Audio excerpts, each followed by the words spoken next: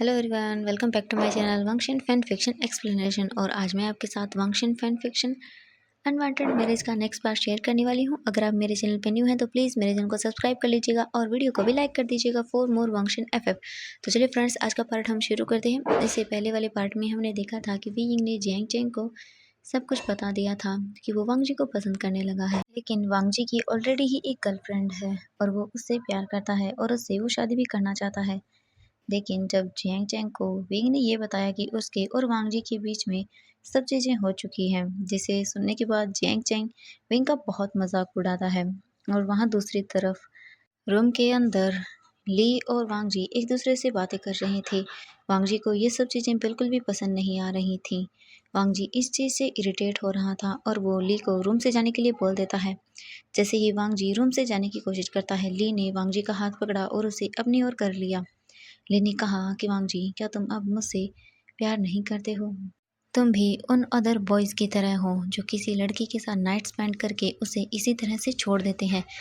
तुम भी उन्हीं में से एक हो। मेरे साथ नाइट स्पेंड करने के बाद अब इस तरह से तुम मुझे अवॉइड कर रही हो। मैं क्या करूँगी? मुझे कुछ समझ नहीं आ रहा अब। तुम भी मुझे ये सब बोल रही हो। कल रात तुम कितने खुश थे। तुमने मेरे साथ फुल नाइट को एंजॉय किया और अब मॉर्निंग को तुम मुझे ये बोल रहे हो कि मैं तुम्हारे रूम से चले जाऊँ। वांग जी, ये तुम्हें क्या हो गया है? तुम अपने उस हस्बैंड को क्या कुछ ज़्यादा ही पसंद नहीं करने लगे हो जिस वजह से तुम ये सब कर रही हो? मुझे कुछ नहीं जानना।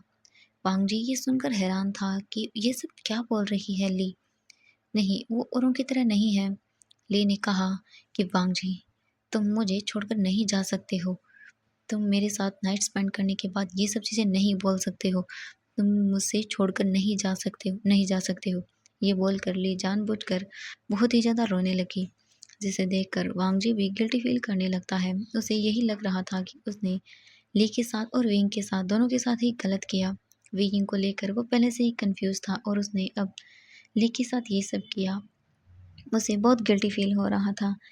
इसके बाद ली वांग जी को हग कर लेती है बहुत ही टाइटली और रोते हुए बोली, वांग जी प्लीज़ मुझे छोड़कर मत जाओ। मैं तुम्हारे बिना नहीं रह सकती हूँ। प्लीज़ वांग जी, मेरे साथ ऐसा मत करो। वांग जी को बहुत बुरा फील हो रहा था और उसने कहा कि हाँ, मैं तुम्हें छोड़कर नहीं जाऊँगा। ली, तुम रोना बंद करो। इसके बाद ली रोना बंद कर देती है और वो वांग जी की ओर देखने लगती है। वांग जी को वो देखते हुए बोली, वांग जी, क्या तुम मुझसे शादी करोगे? तुमने कहा था कि तुम मुझसे शादी करोगे। वांग जी 1 मिनट के लिए चुपचाप वहीं खड़ा रहता है। इसके बाद ली ने कहा कि वांग जी, कल रात हमारे बीच में जो भी हुआ, प्लीज़ उसे लेकर क्या तुम गिल्टी फील कर रहे हो? वांग जी ने कहा कि नहीं, मैं ऐसा कुछ भी फील नहीं कर रहा हूँ। ली ने कहा कि वांग जी, कल रात तुम बहुत अमेजिंग थे। क्या तुम फिर से वो सब करोगे? वांग जी ये सुनकर हैरान हो गया। वांग जी ने कहा नहीं, मैं ये बोलकर वांग जी ली को छोड़ देता है। वांग जी ली से कुछ बोलने वाला ही था, तभी उसका फ़ोन रिंग करने लगता है। वांग जी जल्दी से अपना फ़ोन निकालता है और वो फ़ोन पर बात करते हुए बोला कि कोई बात नहीं, मैं आ जाऊँगा। इसके बाद वांग जी ने कहा कि ली, मुझे कुछ काम है तो मुझे जाना होगा। ये बोलकर वांग जी रूम से बाहर चला गया। वांग जी के जाने के बाद ली स्माइल करते हुए बोली कि वांग जी, तुम कितना भी कोशिश कर लो, मुझसे दूर नहीं भाग पाओगे। भले ही तुमने कल मेरे साथ अपनी नाइट स्पेंड नहीं की हो, बल्कि अपने उस घटिया से हस्बैंड के साथ की हो, लेकिन इस बात का तुम्हें कभी भी पता नहीं चलेगा। तुम इसी गिल्ट में रहोगे कि तुमने मेरे साथ गलत किया है। ली ये सब बोलकर बहुत ही ज़्यादा स्माइल करने लगी। कुछ टाइम के बाद ली भी विंग के रूम से बाहर आ गई और वो लैन मेंशन से बाहर चली गई। तभी चैंग चैंग विंग के रूम में गया और वो बोला कि विंग, अब मुझे वापस जाना होगा। विंग वहाँ बेड पर बैठा हुआ कुछ सोच रहा था। विंग ने कहा कि चैंग चैंग, मैं भी तुम्हारे साथ चलता हूँ। मुझे मॉम की बहुत ज़्यादा याद आ रही है, तो मैं कुछ दिन तुम आप सबके साथ रहना चाहता हूँ। चैंग चैंग ने कहा, विंग क्या तुम श्योर हो?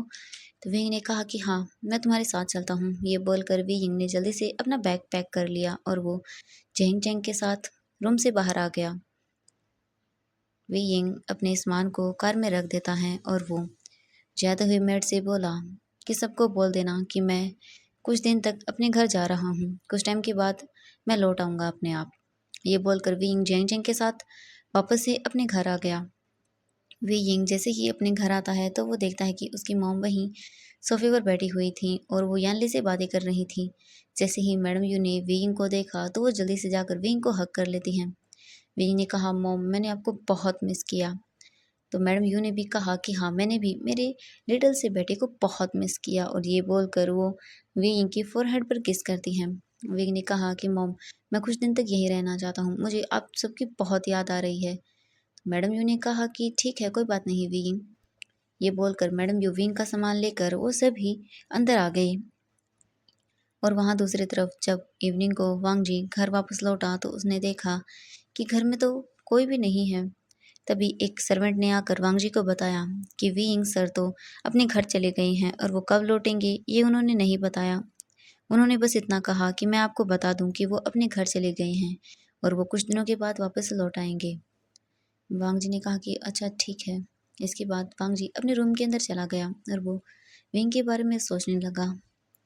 इसी तरह से लगभग 5 डेज बीत जाते हैं लेकिन विंग अभी तक घर नहीं आया। वांग जी अपने घर से बाहर जाने के लिए रेडी हो चुका था, तभी उसके फ़ोन पर एक मैसेज शो होता है जिसे देखकर वांग जी वहीं पर फ्रीज हो गया। ये विंग का मैसेज था। विंग ने वांग जी को मैसेज किया कि अब वो वांग जी के साथ नहीं रहना चाहता और वो जल्द ही वांग जी को डिवोर्स पेपर सेंड कर देगा। तो वांग जी उन पर डिवोर्स पेपर पर साइन कर दे और उन दोनों का डिवोर्स हो जाएगा। वांग जी ये देखकर बिल्कुल सहम सा गया। उसने एक पल के लिए मानो अपनी सुध-बुद्धि खो दी हो, क्योंकि एकदम से उसे ऐसा लगा हो कि वो वी को कभी नहीं देख पाएगा, उससे कभी नहीं मिल पाएगा, उससे बातें नहीं कर पाएगा। एक ही पल के अंदर वांग जी बिल्कुल टूट चुका था। वांग जी को ऐसे खड़ा हुआ देखकर लैन सिचेन जल्दी से वांग जी के पास आए और वो बोले, वांग जी क्या हुआ? तुम ऐसे क्यों कर रहे हो? वांग जी बताओ मुझे क्या हो गया तुम्हें? उसके ब्रदर ने वांग जी के हाथ में जो फ़ोन था वो ले लिया। वांग जी कब से उस फ़ोन की ओर ही देख रहा था। लैन सिचेन ने भी जब वो मैसेज रीड किया तो उसे भी शौक लगा कि अचानक से ये सब क्या हो गया। लैन सिचेन वांग जी को लेकर उसके रूम के अंदर चले गए और उन्होंने वांग जी से सब चीज़ें पूछी। तो वांग जी ने बहुत ही ज़्यादा मुश्किल से अपने ब्रदर लैन सिचेन को सभी चीज़ें बता दी। लैन सिचेन ने वांग जी के फेस को पकड़ा और कहा कि वांग जी, तुम विंग को पसंद करते हो, उससे प्यार करते हो, तो तुम्हें उसे बोलना चाहिए। फिर देखना वो तुम्हें छोड़कर नहीं जाएगा। तो वांग जी ने कहा कि नहीं ब्रदर, वो मुझसे प्यार नहीं करता। लैन सिचेन ने जब वांग जी की बातों को सुना तो उसने स्माइल करते हुए कहा कि वांग जी, क्या तुमने कभी विंग से अपनी फीलिंग्स कन्फेस की हैं, उससे कहा है कि तुम उसे पसंद करते हो? तो वांग जी ने कहा कि नहीं ब्रदर। इसके बाद लैन सिचेन ने कहा कि वांग जी, वो तुम्हें हमेशा ली के साथ देखता है, तो मुझे बताओ, क्या वो कभी तुमसे प्यार करने की हिम्मत करेगा जब उसे पहले से पता हो कि तुम किसी और से प्यार करते हो? वो कभी ऐसा नहीं करेगा। वो क्या, कोई भी इंसान ऐसा कभी नहीं करेगा। जब उसे ये पता हो कि सामने वाला पर्सन किसी और से प्यार करता है, तो वो फिर उस पर्सन को प्यार करके खुद को हर्ट करना नहीं चाहेगा। वांग जी, मैं तुमसे बोल रहा हूँ, जाकर विंग से बातें करो, तभी जाकर तुम्हें विंग की फीलिंग्स के बारे में पता चलेगा। वांग जी, अगर तुम तुम्हारी फीलिंग्स को लेकर श्योर हो तो तुम्हें एक बार विंग से बात करनी चाहिए। उसके बाद तुम्हें कोई ना कोई डिसीजन लेना चाहिए। वांग जी ने अपने ब्रदर की बातों को सुनते हुए कहा कि ठीक है ब्रदर, मैं एक बार विंग से बातें करना चाहता हूँ। तभी वहाँ पर एक सर्वेंट भी आ गया। उसके हाथ में कुछ पेपर्स थे। वांग जी ने उन पेपर्स को लिया। जैसे ही वांग जी ने उन पेपर को देखा तो वो बोला कि ब्रदर, विंग ने तो मुझे डिवोर्स पेपर भी सेंड कर दिए हैं। तो लैंसिजे ने स्माइल किया और कहा कि वांग जी, उन्होंने तुम्हें डिवोर्स पेपर सेंड किए हैं, उन्होंने सिग्नेचर किए हैं? तो वांग जी ने पेपर्स को अच्छे से चेक किया और कहा कि नहीं। इसके बाद लैंसिजे ने स्माइल किया और कहा कि वांग जी, वो तुम्हें एक चांस दे रहा है। अगर वो सच में तुमसे डिवोर्स चाहता तो वो सिग्नेचर करके तुम्हें सेंड करता। अगर तुमने इस पर साइन कर दिया तो वो भी साइन कर देगा। वांग जी, वो देखना चाहता है कि तुम क्या सच में डिवोर्स चाहते हो या नहीं। वांग जी ने कहा कि नहीं ब्रदर, मैं ये नहीं चाहता। वांग जी ने कहा। इसके बाद लैंसिजेन ने वांग जी से कहा, तो वांग जी जाओ और उससे बात करो। जब तक तुम उससे बातें नहीं करोगे तब तक कुछ भी ठीक नहीं होगा। नहीं होगा। लैन सेशन के समझाने के बाद वांग जी भी समझ गया कि जब तक वो विंग से बात नहीं करेगा तब तक वो इसी तरह से परेशान होता रहेगा। उसे एक बार विंग से बात करनी होगी। ये बोलकर वांग जी ने अपना फ़ोन लिया और विंग को एक प्लेस पर मिलने के लिए बुला लिया। वांग जी विंग को उस जगह एक डेट पर बुलाना चाहता था, इसलिए वांग जी ने विंग को मैसेज कर दिया कि वो विंग से बात करना चाहता है, तो वो इस प्लेस पर कल 8 बजे तक आ जाए। विंग को मैसेज करने के बाद वांग जी ने अपने ब्रदर लैन सेचन से कहा कि ब्रदर क्या वो सच में आएगा। तो लैन सेचन ने कहा कि हाँ वांग जी, मुझे यकीन है कि विंग तुमसे मिलने के लिए ज़रूर आएगा। ठीक है, तुम चिंता मत करो।